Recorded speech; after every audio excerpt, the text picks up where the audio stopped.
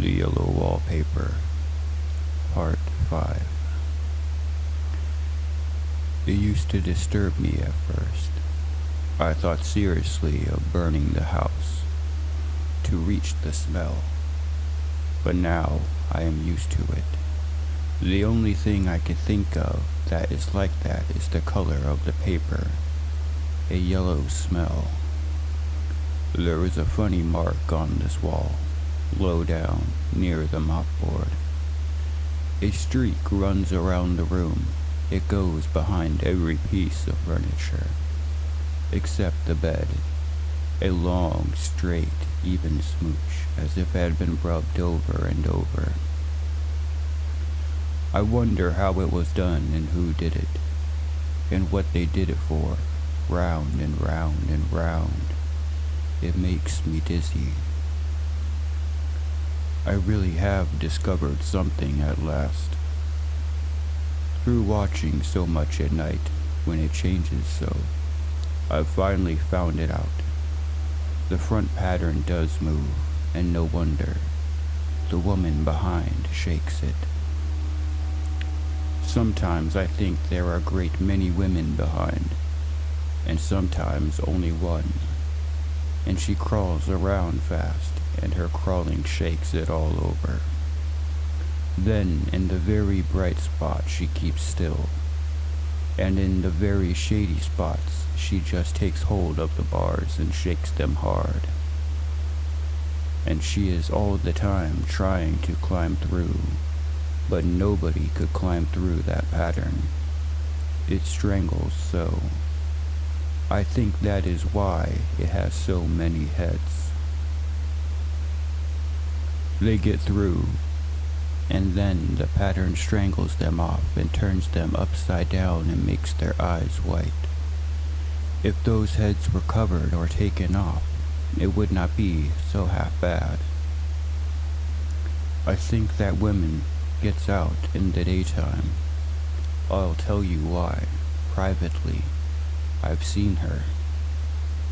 I can see her out of every one of my windows.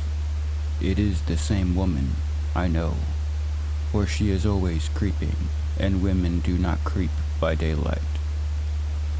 I see her on that long shaded lane, creeping up and down. I see her in those dark grape arbors, creeping all around the garden. I see her on that long road under the trees, creeping along, and when a carriage comes, she hides under the blackberry vines. I don't blame her one bit. It must be very humiliating to be caught creeping by daylight. I always lock the door when I creep by daylight. I can't do it at night, for I know John would suspect something at once.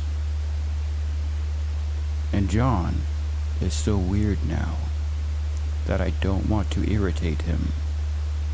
I wish he would take another room. Besides, I don't want anybody to get that woman out at night but myself. I often wonder if I could see her out of all the windows at once. But turn as fast as I can only see out of one at a time. And though I always see her, she may be able to creep faster than I can turn. I have watched her sometimes away off in the open country, creeping as fast as a cloud shadow in a high wind.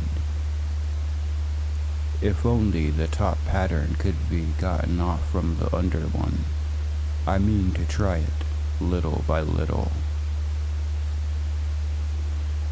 I have found out another funny thing, but I shan't tell it this time. It does not do to trust people too much. There are only 2 more days to get this paper off. I believe John is beginning to notice. I don't like the look in his eyes. I heard him ask Jenny a lot of professional questions about me. She had a very good report to give. She said I slept a good deal in the daytime. John knows I don't sleep very well at night, for I am so quiet. He asked me all sorts of questions too, and pretended to be very loving and kind, as if I couldn't see through him. Still, I don't wonder he acts so, sleeping under this paper for 3 months. It only interests me, but I feel John and Jenny are secretly affected by it.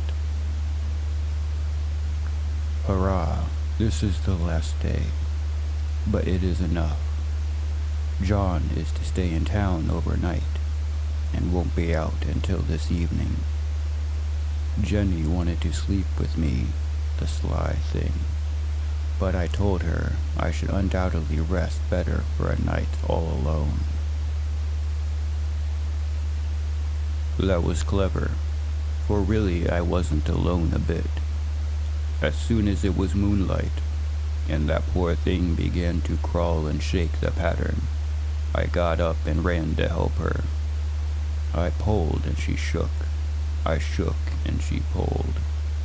And before morning, we had peeled off yards of that paper, a strip about as high as my head, and half around the room.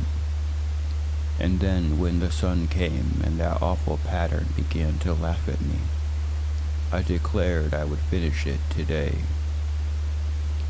We go away tomorrow, and they are moving all my furniture down again to leave things as they were before.